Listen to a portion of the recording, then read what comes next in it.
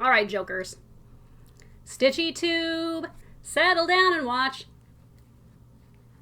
StitchyTube. Bet you didn't know there was like a little hand gesture thing that went with this, like hand jive. Welcome. StitchyTube 23, lucky number 23. I'm going to make sure my cell phone is on the non-ringing mode. Welcome, welcome. It is, I don't even know. I think it's a Wednesday and it's the 1st of August. Where did July and June go? It seems like just yesterday we were all in the middle of Stitch Mania. And here we are. What's that song? So we have to say goodbye for the summer. I don't like that song very much. It's kind of whiny. You know, once you get to August 1st, summer's practically over, and aren't we all just hoping for fall? It's been so bloody hot. But it's the South, and it's Mississippi, and it's summer, so what can you expect? I'm going to start off, as always, by answering some questions that came in after the last video. If you have questions, ask below. I always answer you in a short way below, and then I extrapolate that in the later video. So you can ask questions and I will answer them if I can. One of the questions that I had repeatedly last time is, what is the paint color for your walls? And I don't know if you can really see, it's kind of like a dark khaki color. It's perfect for hanging needlework on. The name of the company is Feral Calhoun. And they have a website, and I'm going to put the link below. But it's a small paint company. They only have like 30 stores, and I think it's mainly in this area of the country. However, the guy that mixed my paint last time wrote the formula on the lid of the paint can. So I'm going to put that formula below. And if you would want to get exactly the same paint that Kitten Stitcher has, you just take those numbers and letters to your paint store, and they'll mix it up for you. So you can do it just like that. I use flat paint. Now that my kids are grown, I just have always preferred the look of flat paint to anything with like a little bit of a gloss to it.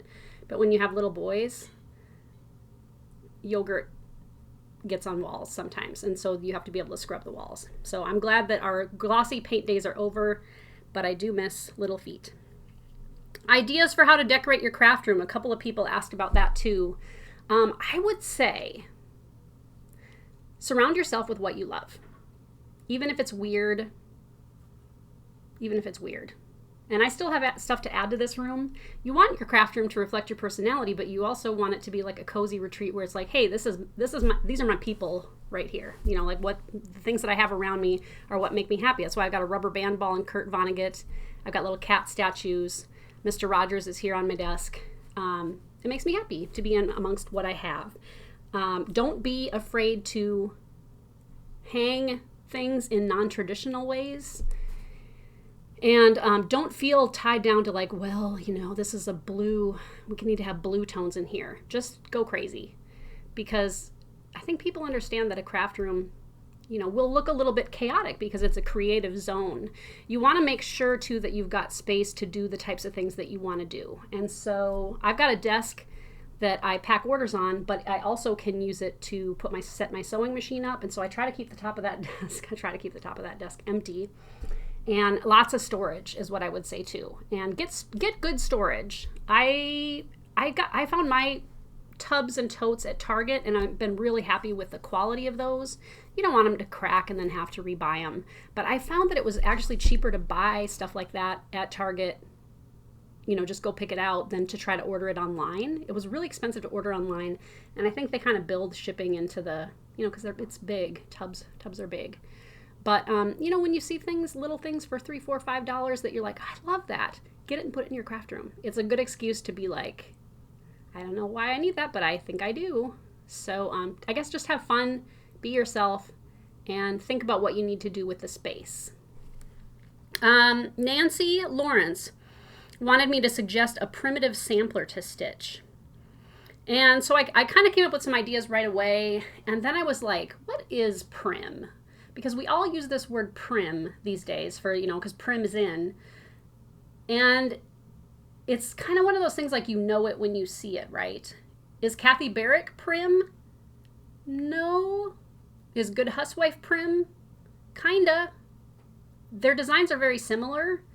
And so I think, to me, what prim means is a simplicity of design.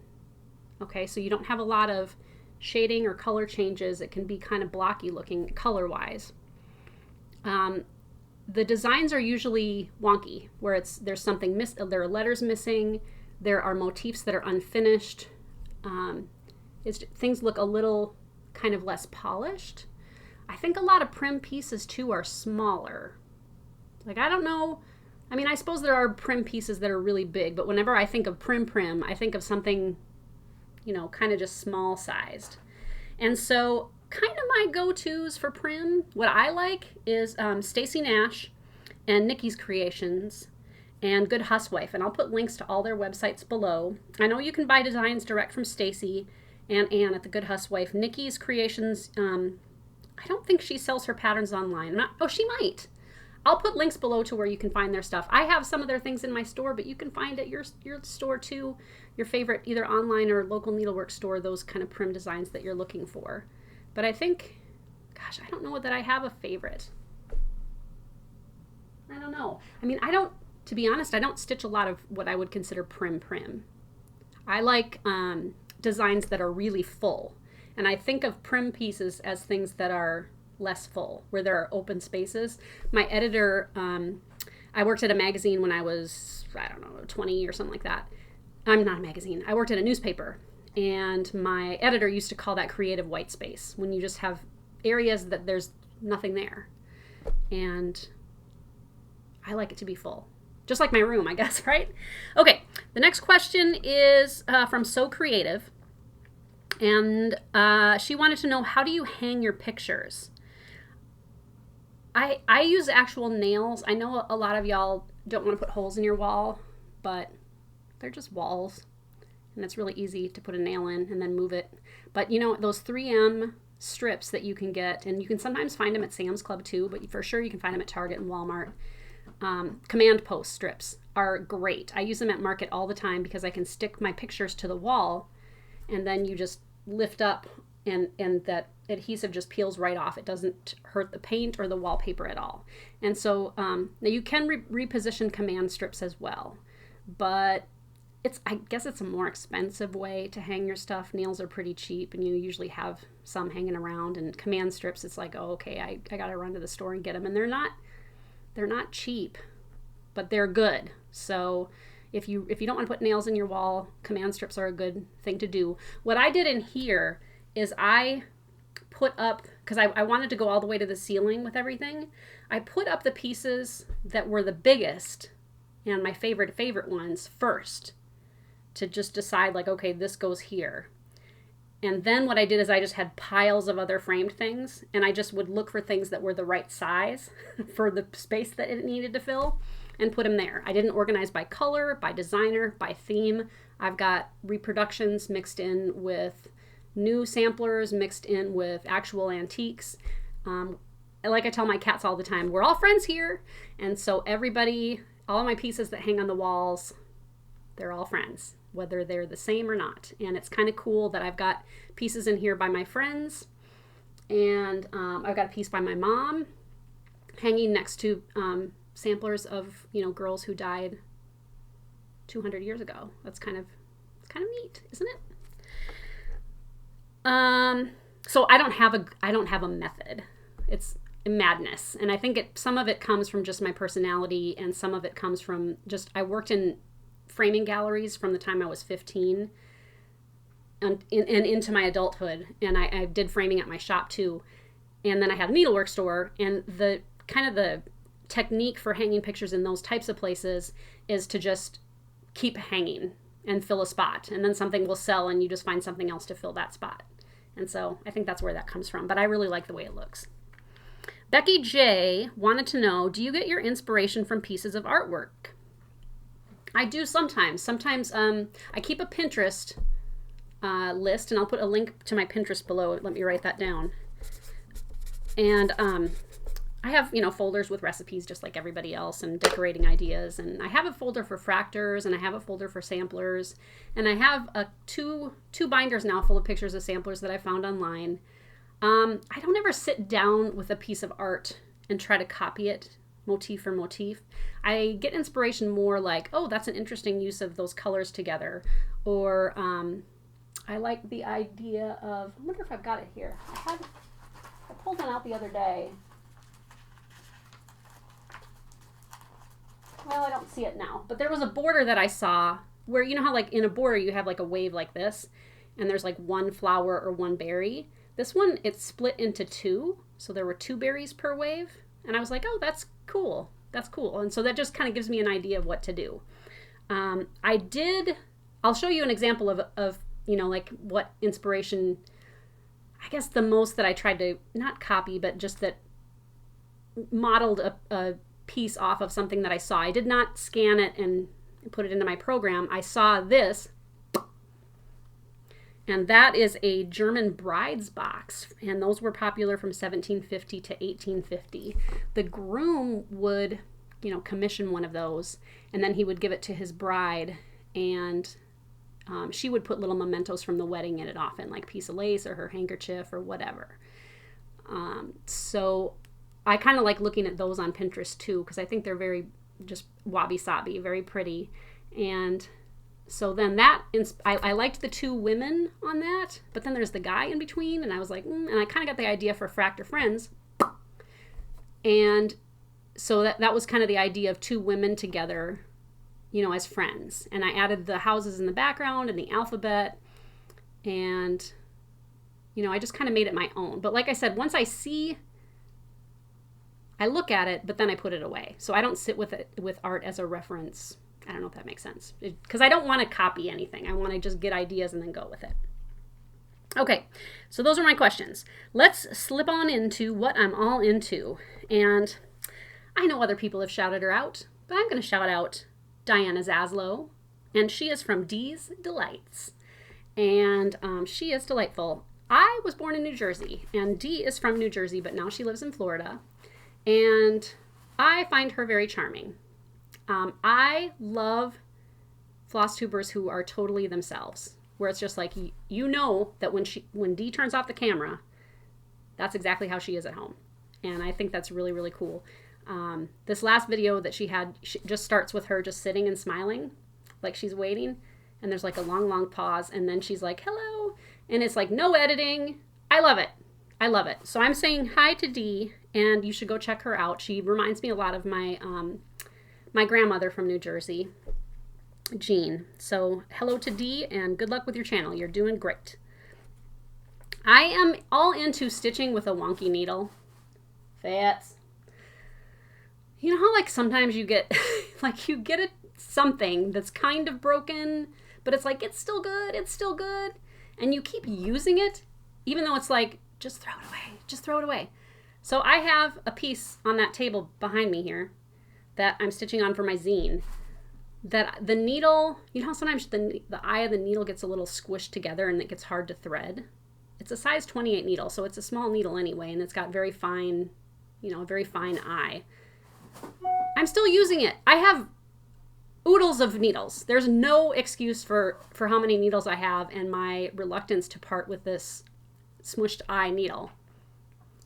Why do we still do that? You know, like you get a shoelace and it's like you break it and you try to tie it back together and you're like, it still works. I mean, I guess that comes from like a sense of frugality, like mixed with laziness maybe. I don't know, but I'm all into using a terrible needle. I'm all into salad caprese these days. For Mother's Day, my son Harrison gave me basil plants, which I've wanted. I grew them a summer or two, but I didn't tend to them very well. But I am tending to them this summer. They're outside my front door, and they're in 2 urns. And I go out and, you know, pop the heads off if they're starting to go to seed, and then water them. And so salad caprese is a couple of leaves of basil. So I just like take pretty leaves of basil and bring it inside and cut it chiffonade style, where you just kind of wrap it up and then cut it real fine.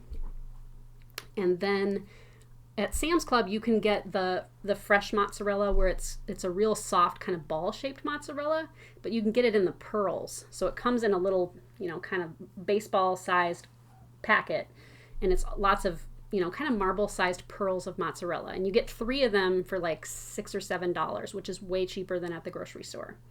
So I do some of those balls with the basil. I cut up a tomato, and then I do balsamic vinegar, a little drizzle of olive oil, and a little bit of salt and pepper, kosher salt and fresh cracked pepper, and just kind of stir it up. And it's kind of a nice light lunch, and I'm sure it's pretty good for you. I think there's only 25 calories in a tomato, but it really tastes very fancy when really all you did was chop up some crap and shake a bottle in. So that's salad caprese. Slowing it down is another thing I'm all into. So the good news is I have an answer to my medical situation. The bad news is it's most likely fibromyalgia. Fibromyalgia. And so I went to my new doctor, and I really liked him, and he listened to me very well, and he took a long time to sit with me and talk to me. And so that day I went home and I was like, yes, fibromyalgia.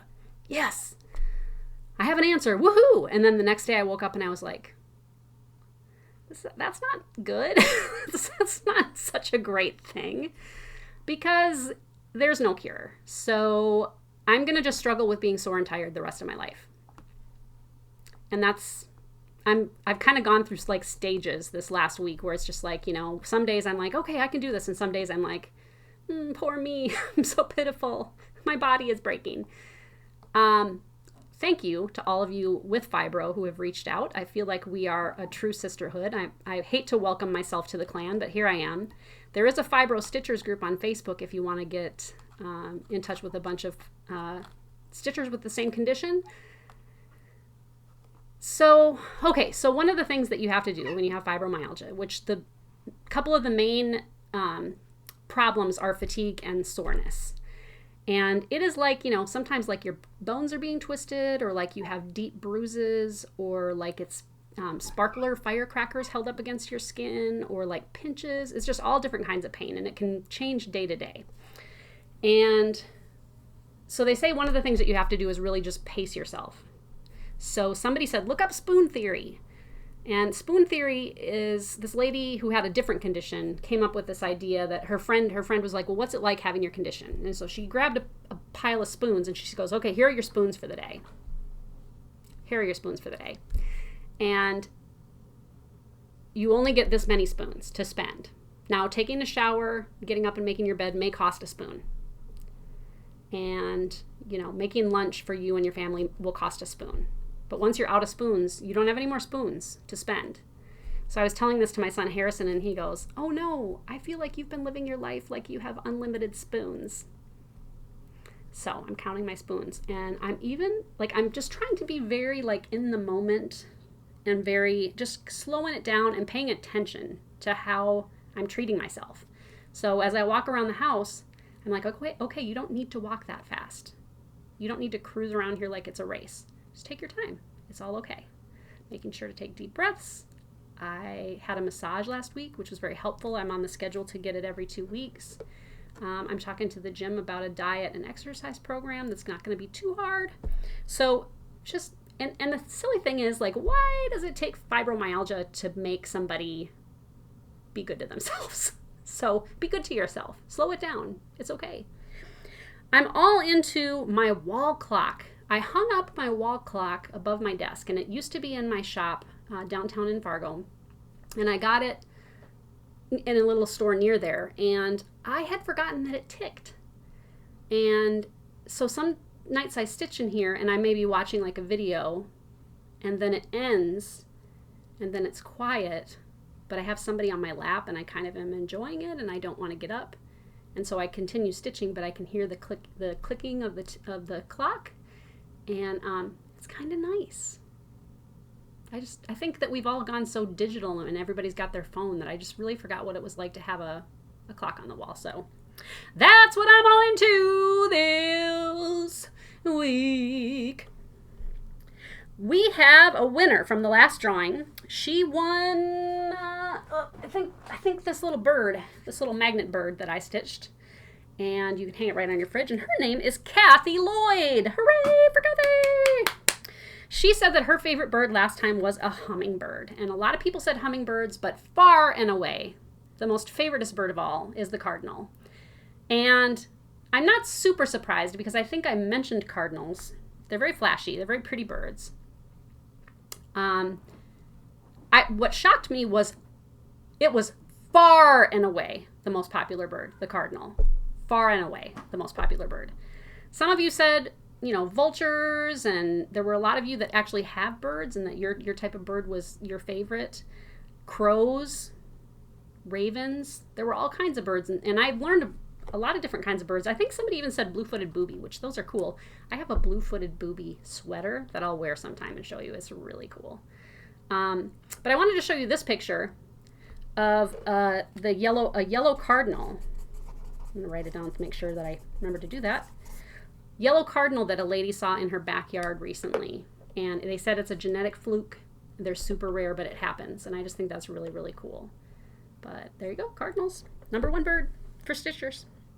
So the next drawing is going to be for a grandma's button bag, which is something I sell in my shop. They're all different. They're $9 and you get a package of buttons. They're just random.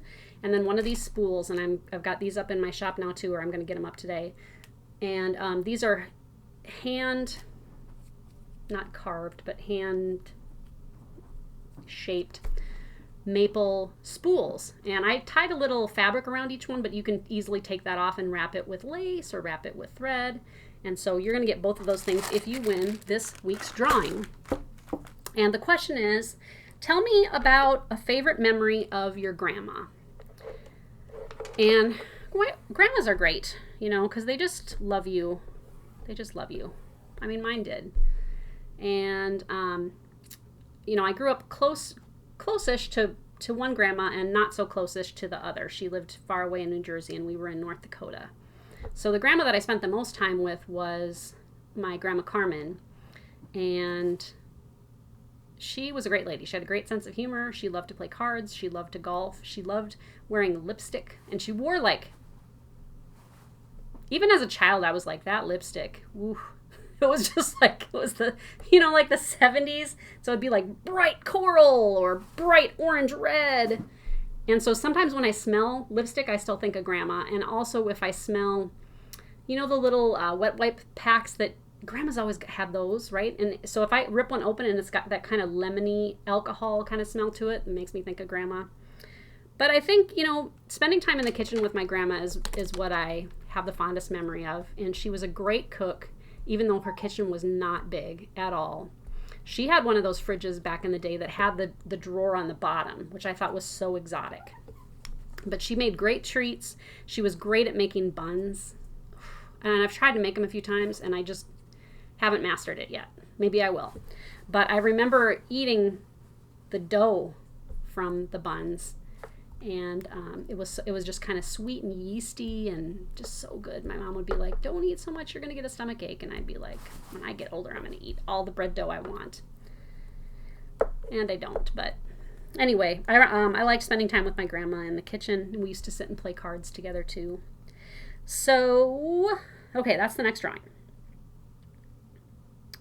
Okay, because of my recent diagnosis, I've had to kind of take stock of like, okay, what are you doing here? What are you doing? And I'm trying to figure out how to shuck certain elements of things I have to do in order to give me the energy to do the things I really want to do and really should do.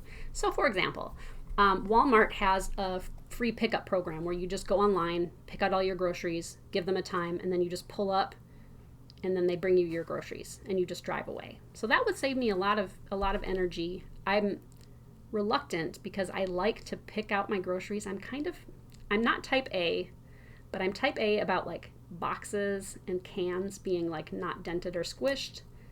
I'm going to have to get over that because it's going to help me to be able to pick those up. So that's one example. I'm going to try to move most of my communication over to my my website at kittenstitcher.com. So that's where my blog is. I just posted a new blog post. I'll put a link to my website below. And I can shoot newsletters from there. I can answer email from there. So I think pretty soon I'm just going to deactivate my Facebook. And, you know, I'll still keep Pinterest, but mainly just for me. And I'll still do Instagram a little bit. But I want to just really focus on keeping most of everything on my website, just so it's not so overwhelming. I also am going to really stay pretty focused on what I carry on my website. Originally, I was thinking I would build a store again. Basically, you know, carry all the thread lines, and, you know, once I get another room empty out here, to just have threads from all companies. For right now, until I get things figured out, I think I'm going to just carry the things, you know, things that I like, designs, continue dyeing fabrics because that is so fun, and then just carry weird, quirky things as I find them. And that seems to be working really well. And Kitten Stitcher Designs is going to maybe take a break and not come to fruition quite yet, if at all, just because I can't stay up till 2 in the morning every day anymore. So that's how it goes, and it's okay. It's okay. All right. I thought today it would be fun to do a whip parade, because I've never really done a whip parade. You have seen a bunch of my whips, and I'm not going to show any that you've seen before, because I started a bunch in May. I've finished a few of them, and then along the way I have shown you other whips. So I got out the ones you haven't seen, and I thought I would do a whip parade. And for some reason, you know, like I was thinking, like, you know, is there a song that goes with whip parade? And that what I thought of was whip parade, na na na na na na na, whip parade. So these are in no particular order. This one is called the Asenath Whitcomb Sampler from 1819. And this is one that I have in my web store. I love it. The original sampler Kathy had stitched in blue Belle Soie, I believe. And I am more of a, I mean, I think the blue would have been pretty, but I'm doing mine in black. See? You can see my carries. But you can see here in line 2 it says Teresa Vanette. So I'm actually going to put my name in instead of Asenath Whitcomb. So that's what I'm doing, and it seems to fit just fine, and it's kind of wonky, and it's going to be pretty big, but I love stitching letters, and so this sampler obviously really appealed to me because it's all letters. I don't know what I'm stitching it on. It's 40 count, but I'm stitching it in a Gloriana, I think, antique black, and it's working out great. Okay, whip number 2. This is the Sarah Harriet Stevenson sampler from this issue of Sampler and Antique Needlework Quarterly, so spring 2009. And here on the cover you can see what their reproduction looks like. And I wasn't super jazzed about that, but when I was flipping through one day, they had the original in here, which looks a little more like that. That's very pretty. I am more of a kind of person that I like samplers that look old, like the colors have faded. And some people who reproduce samplers try to make it look like it would have been, which I think is really cool too. It's just not my style. It's not my style. It's not my thing. So here's where I am so far with this one. I didn't get anything to put behind my stuff. Let's do this. So this is on a very thin hand-dyed fabric. I think it's probably an R&R. And it was a square that I had. You can see here, I've got a couple of different greens going on in that border. I was trying to match the way the original looked. And so I would stitch for a while, and then if I was like, no, that's not the right green, I just left it in. Because I like that. I like things that are, you know, where people are like, why did the color change? Because I was just trying out colors. So I'm really going to like that a lot better than what it would have been. It's very pretty. It's very pretty. This one is one that I'm stitching Quaker stocking, and I have these on my website too. Kathy Barrick designed a number of beautiful stockings that you can hang year-round, and so go check them out on my website. Quaker stocking is really pretty, and she gives you 2 different colorways, a brown and a blue. And I was being all fancy, and I'm stitching it over 1, in just, you know, a couple of colors of blue and gold that I had. And then I'm going to over dye this when it's done. And it's in silks, and I really just picked colors I had, but I'm going to grunge it up when I'm done, and I think I'm really going to like it. It's very, very pretty. So I'm almost done. Why don't I finish it? It's not that bad. I put it in my Q snaps to do that over one stitching. Okay, the next whip is Happy Haunting by Shepherd's Bush. And this was a kit that came with all the stuff. And this is what this one looks like so far. Again, I'm pretty far. I think that witch is very cute, and the little sheep. And this came with some embellishments to dress it up. Okay, and then this one here is called Be Mine by The Heart's Content. Maureen has a number of silk gauze kits that are really, really pretty. I've done one.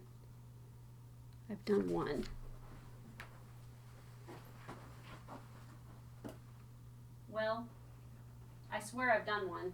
I don't know where it is right now. But anyway, they're not very big, and she sends you this. She sends you a card to the silk gauze is stretched across the card to stitch it on, and it goes a lot faster than you think it would. I don't know why I put it down. Just moved on to other things, but I think that's really pretty. It says Be Mine. Okay, this one is Heart That Gives by You and I and Friends. And a lot of you have been buying the You and I and Friends patterns on my website. They're really nice. And this one I started a while back. And there it is so far. I'm doing mine, I think, bigger than they did theirs. This is a 32 count linen. And I'm doing it in the anchor flosses. And when I got this out today, I was like, Teresa, why on earth are you on such a huge piece of fabric? And then I was like, oh, this is one of my last remaining pieces of Green Mountain linens, which I loved. And Anna, unfortunately, isn't with us anymore. And so I guess probably what I was thinking is I wanted to make sure I didn't cut the piece any bigger than I needed to get it done.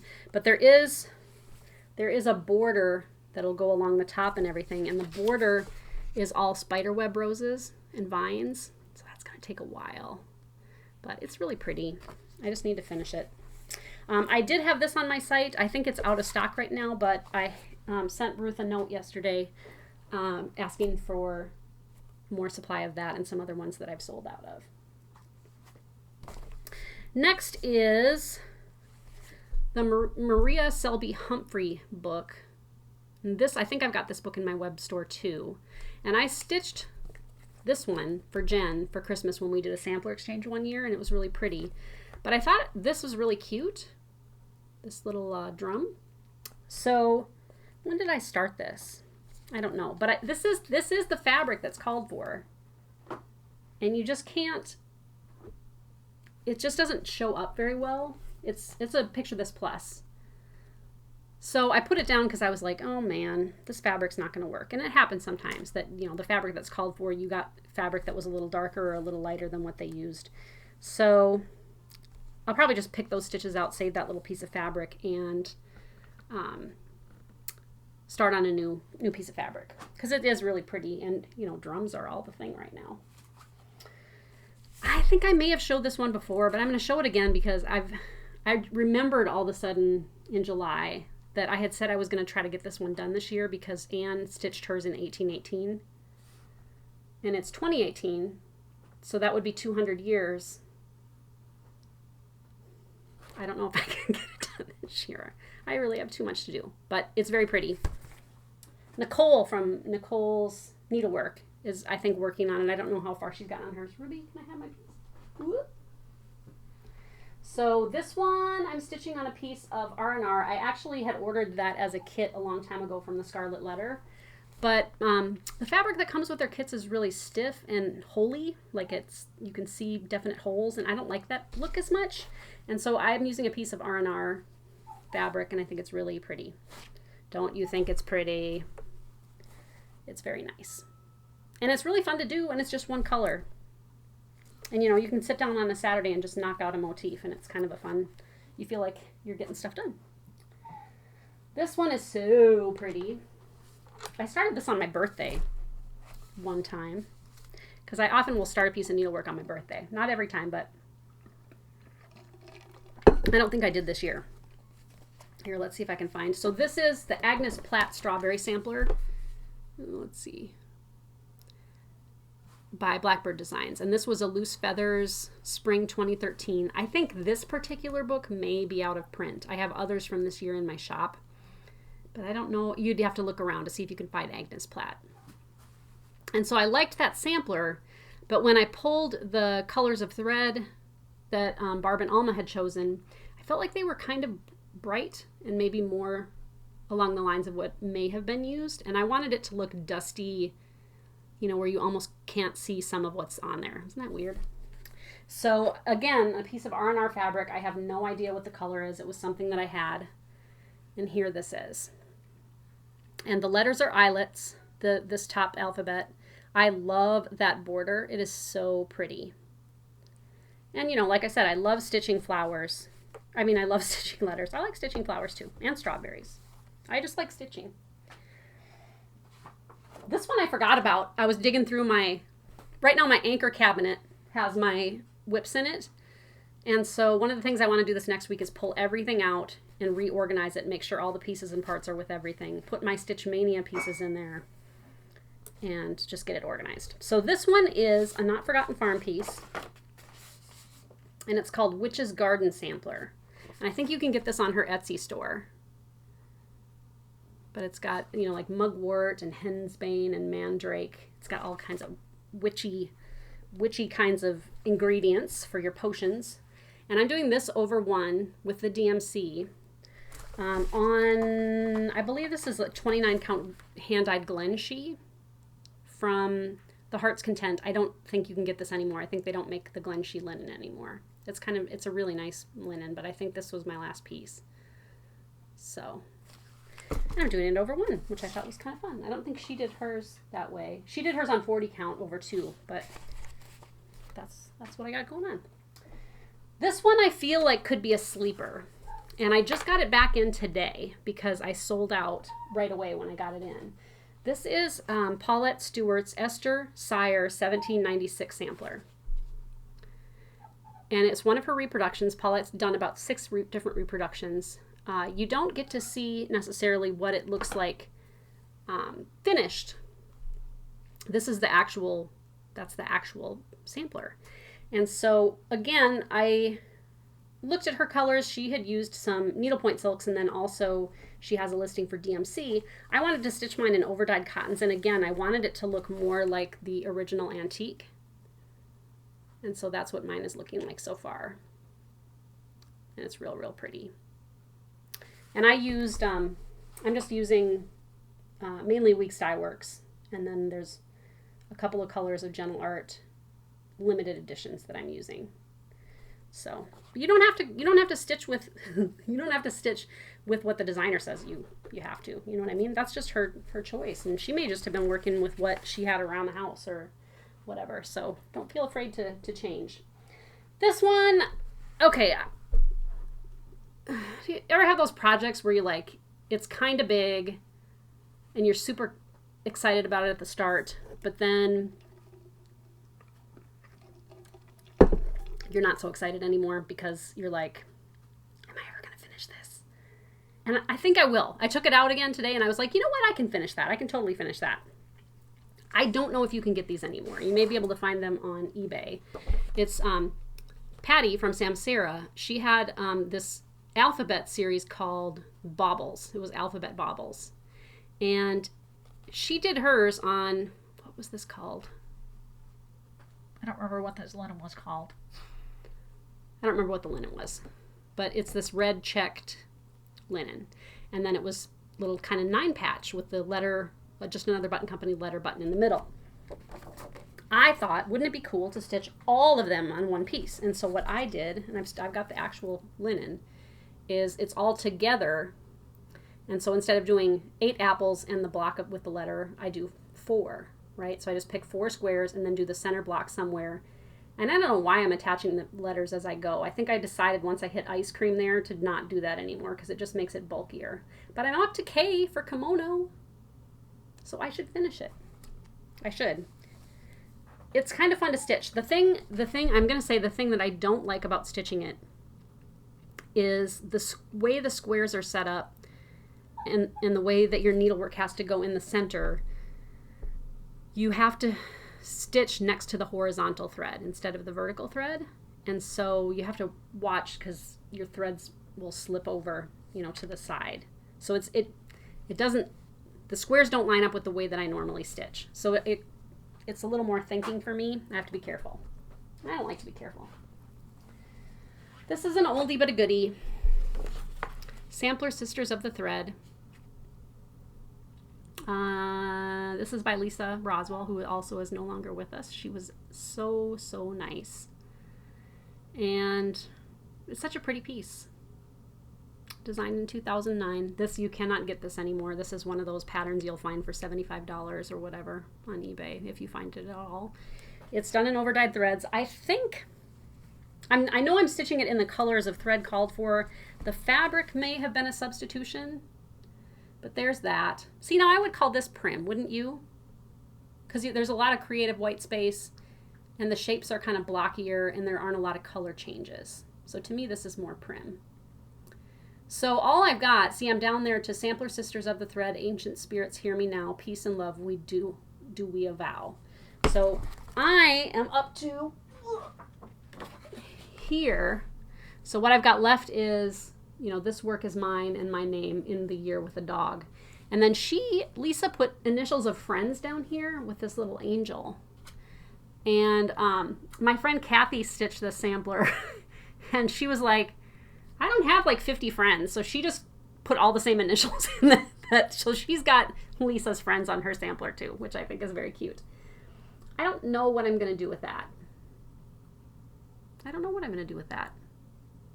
I thought about taking it to the fall retreat and letting people stitch their initial on it, but it's on 36 count linen. I don't know. So I'm still thinking about that. It's another one that's so close to being done. I need to just knock it out. But I think getting my whips organized, maybe I'll be like Jen. Jen this week, I'm sorry, I look a little crazy. Jen this week was like, okay, what piece am I the closest to finishing that I haven't finished? And she just went ahead and finished it. And I think that's a great idea. So some of these I really just need to crack a whip on my butt. Okay, this one is so pretty. And I was doing one a weekend. And I was like, I'll just knock this out in 8 weeks. Well, I put it down 4 weeks in. But that happens. So this one I know you've seen Priscilla and Chelsea do, and other people have done it too. It's this Frosty Forest series by Country Cottage. And they're really, really cute. And even individually, they're very cute. Mine is really cute. Are you ready for the cuteness? You better be. Whoa. Oh my gosh, it's so pretty. So this is just in DMC. I think there's one overdyed thread in each square. I'm doing 8 of them. I didn't want to do the center square that I think just says Forest Friends or something like that. I just wanted to do the houses and the animals. And so the way I'm organizing it is house, animal, and then animal, house, animal, house. Not animal house, but animal house. So, and I'm doing it on 40 count R&R. It's like sea fog or something like that. It's a greenish, grayish, bluish, pale, pretty color. And I think it's really, really cute. And that's another one where it's like, what's holding me up here, fellas? Ladies. Okay, we're down to the last couple. It's really not as many whips as I thought. And I was like, I pulled all these out and I was like, Teresa, that's not so bad. And then I was like, oh yeah, Stitch Mania. That's behind my stitching chair there's a box with like 25 more. And then the ones I've already shown you from in there. So it's bad, but it's not bad. This one is called Scream House by Just Nan. And I went to the Silver Needle Retreat just as an attendee a couple years back with my friends from Hattiesburg here. And a couple of us bought this. I think Jen may have bought it ahead of time, maybe the year before. But I went ahead and bought it too. It was an exclusive to Lindy, and I don't think it's available anymore. And this is another one of those charts that if you find it on eBay, it's like $100. It's really cool. It makes this little open up, what do they call it? An etui. So there's a pumpkin. This is actually a felt, or yeah, like a wool felt pumpkin pincushion in there, and you've got space for scissors. and it all unwinds. Isn't that so cute? And this is what the bottom looks like with the little frog on the bottom. Which I don't know if I'm going to make him be on the bottom. I may finish him as a fob for the scissor, because why would you set your needlework so no one can see it?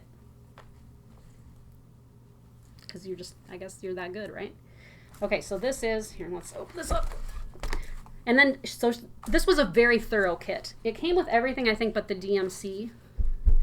And so I'm just stitching, you know, the pieces of the haunted house, and she tells you exactly how to position each piece on the linen so that you can cut it apart to do the finishing. And there is a finishing kit that came with it too, and I've got that.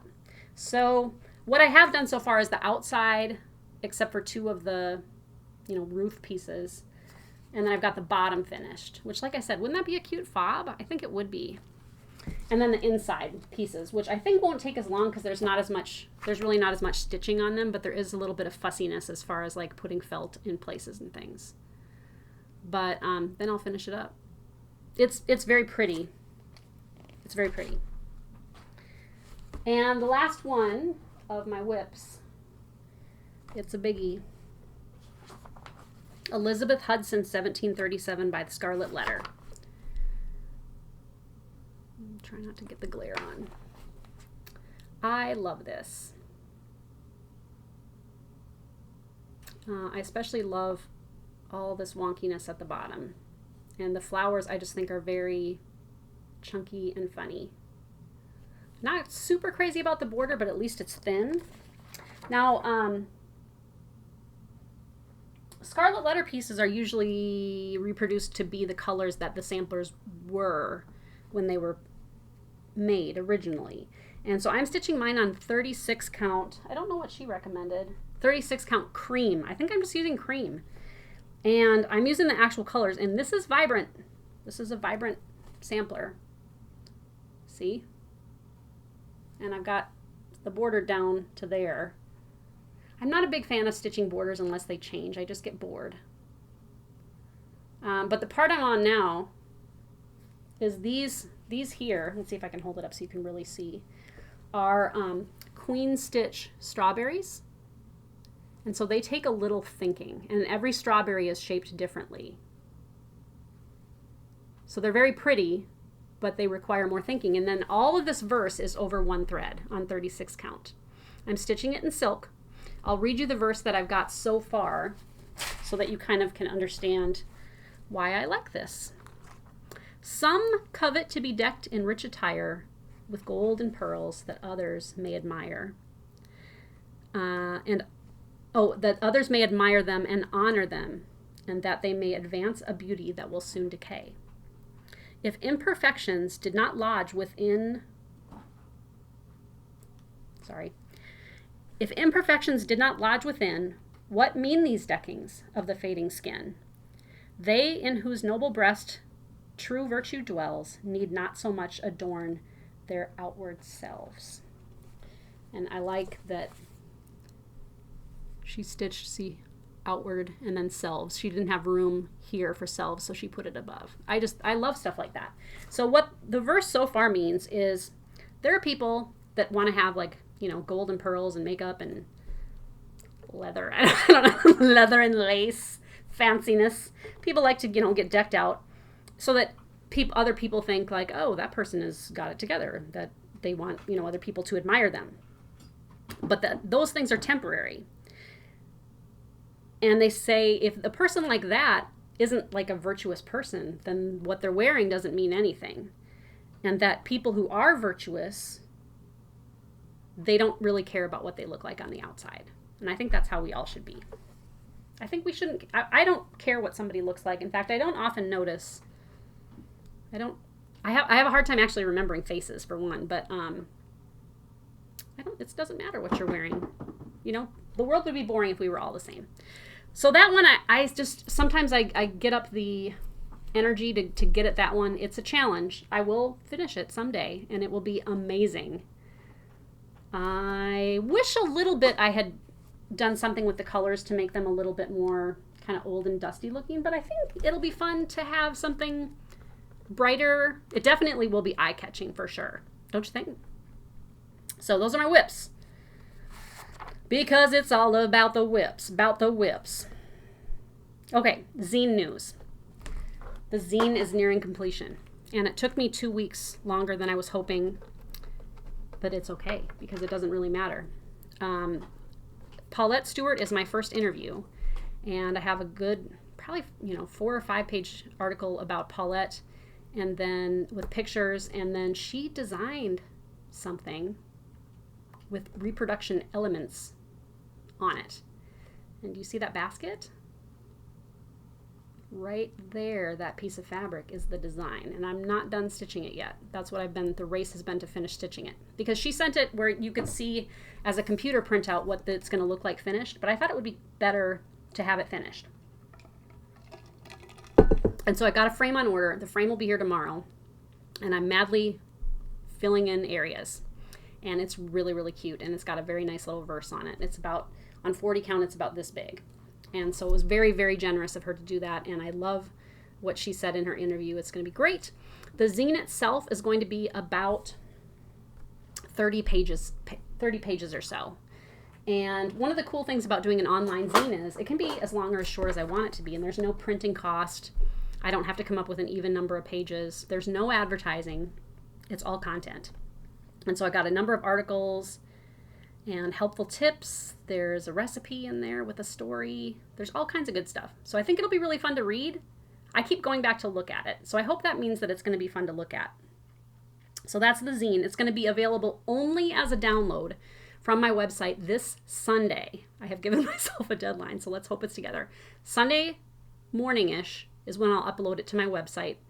And what you do is you just pay the price of the zine, and you get an email and you click the link and it'll take you right to the file, and you just download it, and you can just read it on your computer or your iPad or your phone, or you can print it off, or you can just print off the pages that you want to print off, because there are going to be several designs for you to do, and a craft project too. I didn't think it was too fun to tease you too much before the zine comes out, because I haven't really tipped my hat as far as what's going to be in there, although now you know Paulette's going to be in there and that she's got a design. I bought an old sampler earlier this year, and I thought that would be perfect for the zine. And I'll hold up, this is the old sampler, and it's a marking style sampler by Margaret Sorensen from 1873. And I don't have any information on her at all. I did look up the names, and it seems that Margaret and Sorensen are both Norwegian names. So it is possible that she was of Norwegian heritage. But it's got this really cool border that you often see woven into the sides of a sampler, and it's got instructions on how to do that. There are also eyelets and four-sided stitches. She used kind of a funny cotton thread, and I know she was working with what she had, because there were times, like here in the middle of the letter B, she ran out of purple. So she finished it in cream. And the purple is pretty darn purple. Let me flip it over so you can see her back. So there's the brighter colors, and you can see how purple that was, and the colors were a lot brighter. But she really just was working with threads that they probably had around, and she wasn't able to finish things. You know, some of these brighter colors that she used up at the top, the greens and such, she doesn't use green after this point at all, because that was it. So she finished that K and that was it. But so that's her sampler. It's on a very coarse linen that you can see through, and it looks as though somebody at some point glued it. It's got kind of glue strips with paper. And so I will eventually, frame the original. I think it's really, really pretty. I like marking samplers, because they're just so, like, meager. I don't know if meager is the right word. They're very, like, just down to earth. So this is how the reproduction turned out. And I think it's really cool. And so I made my, she had some thread colors that kind of faded into the fabric, and that's what I did too. And this B where she ran out of purple, so did I. There wasn't any more purple after that. But there you can see this border that mimics the one that she had. And so you'll get this chart in the zine also. and then pictures of the original and the new one, and just kind of my thoughts and ramblings about the samplers. So this one was really fun to stitch. It is stitched on 30 count weeks linen. So it's the linen color linen, named linen. And classic color works, 1 week's dye works, and 1 anchor floss. The anchor floss I used for the border. And on my website, on Sunday, you'll be able to also buy the pack of supplies to stitch this sampler. You'll get enough fabric to stitch it and all the threads to stitch it too if you order the kit set. I haven't priced it yet, so I don't know what that's at, but it was really fun to stitch, actually. I love stitching letters, like I said before, and it's got these nice kind of cursive style letters that are just a treat. These are all 4-sided stitch. It's just fun. It was a fun little sampler to do, and I think it turned out really nice. Okay, where did my notes go? What else do I want to say about the zine? I think that's all I want to say. So watch for it Sunday. Okay, this is my last little segment for today. Like I said last time, and maybe also the time before, every video I want to just highlight 3 things that I've got in my shop that I find are interesting or new or exciting. And so if you don't want to hear about that, you can check out now. But if you want to hear about it, you can stick around. I just got yesterday a big box in from Anne at Gloriana, and she is so sweet. She's so nice. She's so very nice. So I got in some silks from Anne, and I wanted to showcase. Okay, I got a cat that's like. Okay, so I got these 3 colors: French Blue Light, Pine Barrens, and Pebbles. Okay, so these 3 colors. Oh, they're showing up a lot brighter on screen. They're actually pretty muted. These are being discontinued. So if you want to get any of these silks, they're going to be on my site. I think I can get more if I run out, but if any of those are appealing to you, this is a dusty pale blue. This is kind of a mustardy, greeny kind of a color. And this is actually a brown. It's looking pretty purple on the screen, but it's a brown with variations of brown. So they're very pretty colors. And, you know, once her current stock is gone, I think that's it for those colors. But I also put together, can I get these 2, Ruby? Oop. Oop. Okay. 2 sets of silks for sampler lovers. And so these are silks that I did a sampler set and a prim set. And so, let's see. This is the sampler set. And again, they're showing up a little brighter on screen. But these are colors, you know, just kind of like goldy greens and some browns and a cream and a dark black like you would do the verse. And so those colors are really pretty, and there'll be photographs of this set on my site. Or you can get the prim set, which is even kind of dustier, darker still, you know, and everything's kind of gray, brown, gold, even the red. This red is looking real purpley on screen, but it's actually bricky. It's a bricky, 2 brick reds, kind of a lighter one and a darker one. And so those are real pretty. Now, they're 4-yard skeins, which makes them perfect for trying them out, because normally I think the skeins are like 8 yards or something like that. So these are 4-yard skeins, which means they're cheaper. And they come ringed like this. You get a baker's dozen. So what I did is you pay for 12, and then the 13th one is free. So it only comes as a set, and the price for 13 skeins is $69.60. And those will be up on my website too. And I've got a limited number of those, but I can order more. It just may be a bit of a wait if I have to reorder. Okay, so that's item number 1, Gloriana Silks. Item number 2 is my fabric. I'm so excited about my fabrics, you guys. It's so fun to dye fabric, and I just got a big box from Yarn Tree so I can dye some more fabric. I really am having fun coming up with color names and seeing how things turn out. I talk about my fabrics in my blog. So go to kittenstitcher.com below and look for a link to my blog. And I'll put a link directly to the blog below too. But I wrote an article and had pictures of my hand-dyed fabrics and kind of talked about my process somewhat so that you can kind of get an idea of how I'm doing it. Part of my spoon therapy, is to just kind of limit the number of yards that I'm trying to dye in a day. So the first time that I dyed linen, I dyed for like 13 or 14 hours on my feet. And I can't do that. So I'm doing a couple of yards a day, and that's very doable. So this is a limited kind of thing. I can't crank this stuff out, guys, and I don't want to. I thought I'd show you a few colors. This one is called Cutty Sark. And this is a 40 count. Love it. Love it. Love it. Let's open it up and look at it. How pretty it is. Love it. Cutty Sark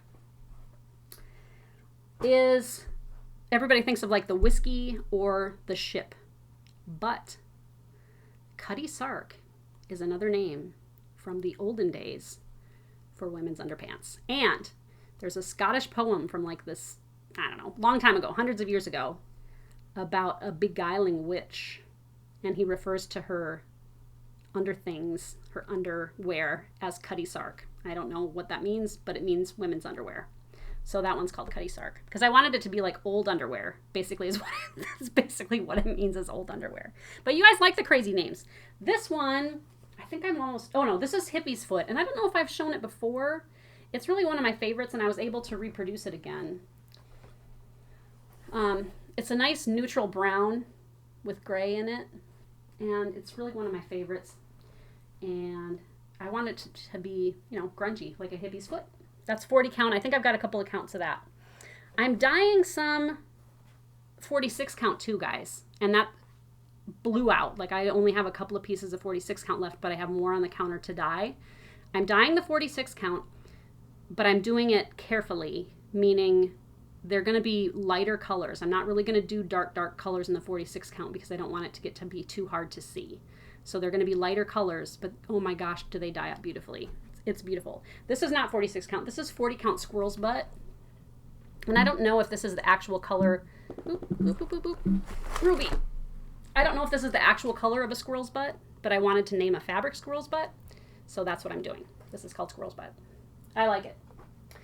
I only have a little bit of that left. This is Defense Against the Dark Arts. And I think this turned out really cool. It's not as dark as it's showing up on. That's kind of more what it looks like. And I tried a different technique with getting the color in there, and I really liked it. And it's in, all I have it in is 32 count. Spooky. And the last one I wanted to show you was Ada. So I've started dyeing 16 count Ada. I have 18 count Ada that just came in, and it dyes really nice too. And people have been buying this like crazy. Like it seems like the Ada stitchers are buying one of each. Whatever colors I do, they're getting one of each color. And I don't want to leave you guys out. I love you Ada stitchers. And it looks just as prim and cruddy as the rest of them. Okay, and then the last thing from my shop that I want to talk about is my rusty crap. I have been collecting supplies of rusty finishing stuff.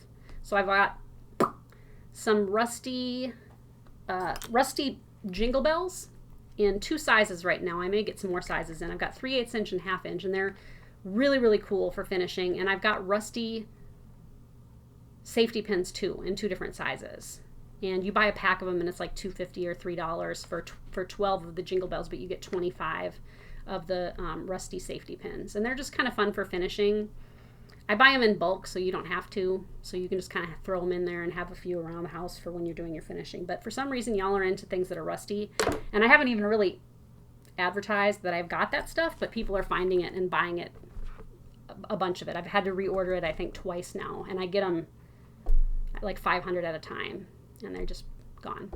So those are 3 things on my shop that I suggest you check out, or at least maybe it was interesting to hear me talk about it. That is all I've got for today.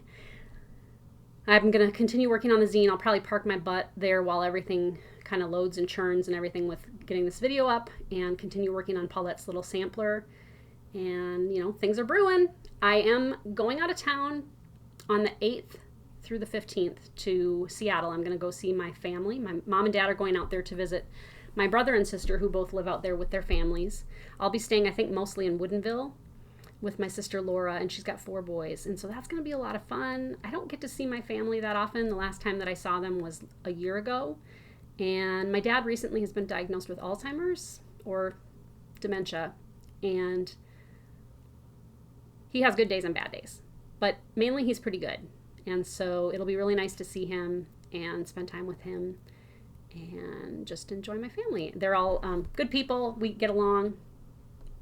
And so it's always fun to spend time with them. I'll get to see my niece and my nephews too, and they're just a joy. Thank you for tuning in. I don't think I have anything else. If I do, I'll put it in the next video. So until next time, bye-bye. We are going to look at chickens. This is a chicken update, and look at how big they are. They love their worms.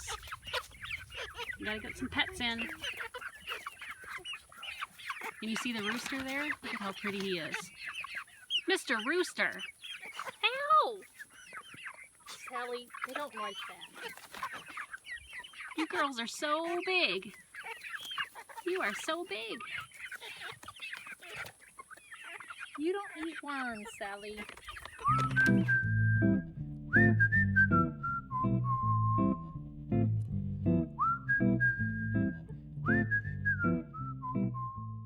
I am now testing the volume. 1, 2, 3. I am now testing the volume. 1, 2, 3. I am now testing the volume. 1, 2, 3.